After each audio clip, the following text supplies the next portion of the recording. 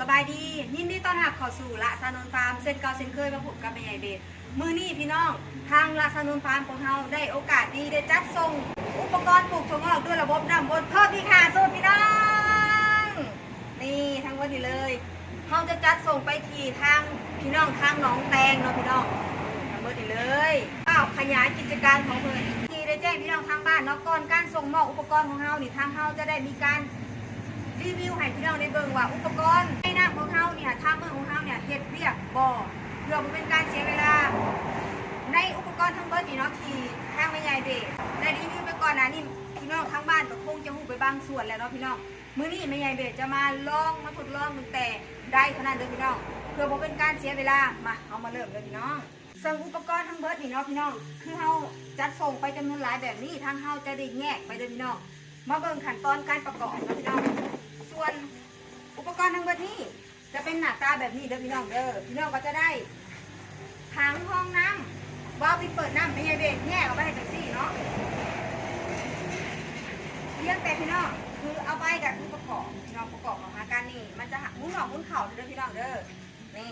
ไปกับพี่น้องกับจัดมุ้งดีๆเนาะเวลาเขากับระมัดระวังกันเนาะพี่น้องเนาะนี่เราก็จะหันเข่าแบบนี้ตอนหันเข่านี่ก็ระมัดระวังด้วยพี่น้องเด้อนี่อันนี้คือถังห้องน้ำเลยส่วนห้าห้องถังเขาก็จะแยกมาให้พี่น้องเด้อห้าห้องถังเขาก็จะแยกกัน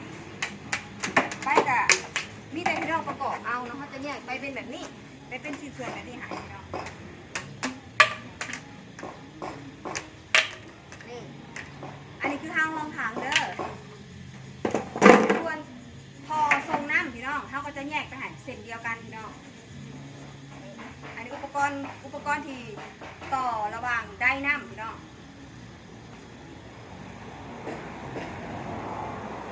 ถึงเวลาที่พี่น้องรอคอยแล้วเนาะว่าได้ที่ไม่ใหญ่เบสจะส่งให้พี่น้องนะเฮ็ดเวียกได้แค่บอและทามเมอร์การเฮ็ดเวียกได้แค่บอพี่น้องอันจะไปทำได้เด้อพี่น้องเด้ออันนี้เขากระหันเขาขอต่อตรงนี้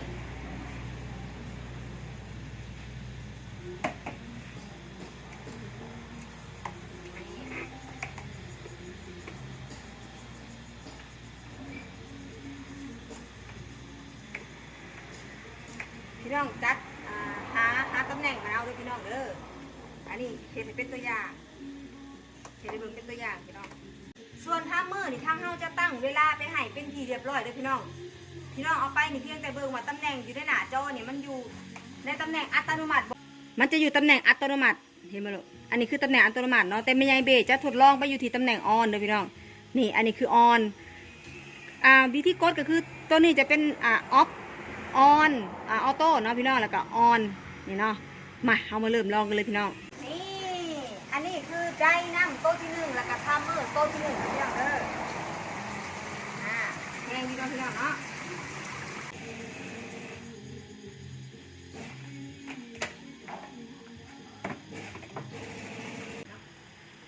ตัวนี้จะเป็นทามเมอร์และได้โต๊ะที่2พี่น้องนี่อันนี้โต๊ะที่2เลยพี่น้องเด้อเขาจะทดลองไปอยู่ที่5โต๊ะพี่น้องเฉพาะทามเมอร์เนาะได้เขาจะทดลองอยู่ที่8โต๊ะพี่น้องได้และทามเมอร์สูตรที่3พี่น้อง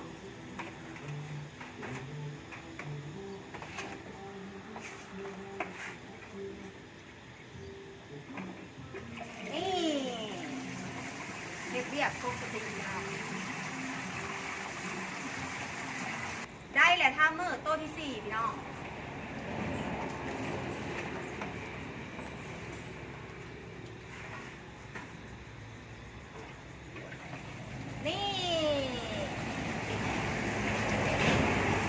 ปกติที่ร้านจะเที่ยงเด้อพี่น้องเด้อเที่ยงของเขาจากสถานที่จริงนะพี่น้องแล้วก็จะน้องๆเลย1เด้อพี่น้องเด้อทานได้แหละทามเมอร์โต๊ะที่5พี่น้อง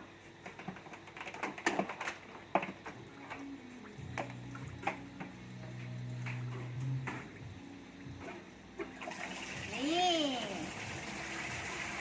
ได้ก็เฮ็ดเรียบปกติเด้อพี่น้องเด้อเขาจะมาทดลองได้เป็นตัวที่6เลยพี่น้องได้น้ำตัวที่6พี่น้อง น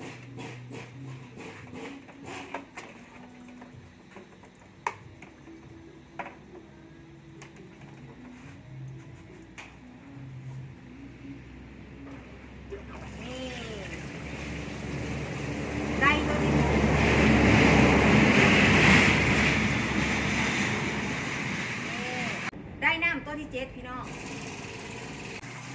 ได้ก็แห้งดีพี่น้องอุปกรณ์ของเรากับผู้เนาะก็จะไหลเวียนดีพี่น้องเป็นในการถ่ายเทของอากาศและการระบายน้ำได้ดีหลายพี่น้องได้น้ำตัวที่8พี่น้องฝากอุดหนุนโรงงานลูกชิ้นอธิไซเลยพี่น้องเพื่อจะมีลูกชิ้นแซ่บถั่วงอกเนาะพี่น้องส่งให้ตลาดพี่น้องทางบ้านซึ่งในการส่งมอบอุปกรณ์ทุกๆเถื่อเนาะทางเฮาก็จะมารีวิวให้พี่น้องได้เบิ่งและทุกๆการส่งมอบทางเฮาก็จะเป็นพี่เลี้ยงให้พี่น้องทางบ้านจนเป็นเนาะพี่น้องทางบ้านหากยังขาดความรู้ขาดประสบการณ์เกี่ยวกับการปลูกถั่วงอกก็สามารถถามละสนนฟาร์มได้เนาะพี่น้องและทางเฮาก็จังเป็นพี่เลี้ยงให้ตลอดอายุการใช้งานและตลอดการเดินทางในการปลูกถั่วงอกพี่น้องทางบ้านเนาะหากผู้ใดสนใจก็ฝากเนาะฝากติดตามทางลาสนนฟาร์มในนำและพี่น้องทางบ้านผู้ใดที่อยากเปลี่ยนการปลูกถั่วงอกแบบเก่าๆมาปลูกถั่วงอกด้วยระบบน้ำวนอัตโนมัติกะยินดีให้คำแนะนำด้วยพี่น้องนอกจากนี้แล้วทางลาสนนฟาร์มของเราก็ยังมีในถั่วแขกดำผับมาพี่น้องเป็นในถั่วแขกคัดพิเศษเลยพี่น้องและก็ยังมีอาหารเสริมปลูกถั่วงอกขวดเดียวจบอาหารเสริม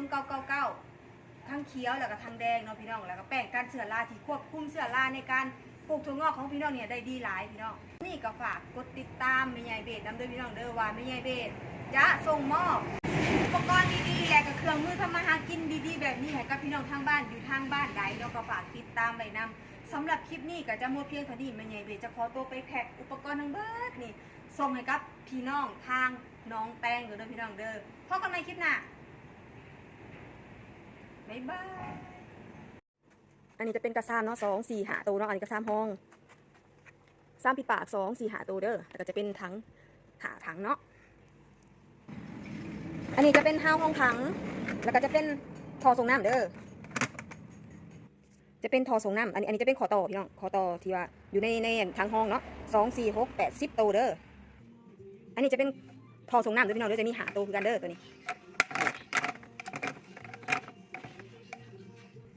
ตัวนี้จะเป็นตัวต่อเนาะอยู่บนไดน้ำเด้อพี่น้องเด้อของเขาจะมีใส่ไปในไดแล้วนึงเป็นในไดเด้อพี่น้องเด้อ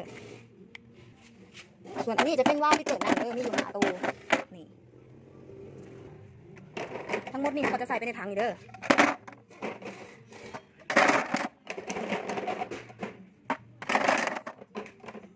ชิปเป็นผ้าเอาใส่ตั้งน้อยๆเดี๋ยวก่อนเด้ใส่ไปในนี้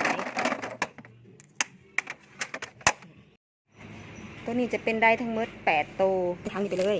1 2 3 4 5 6 7 8ข้ามือหาตัวเด้อ1 2 3 4หาโตเขาก็จะปิดปากทั้งไปคือเก่าแบบนี้เด้อ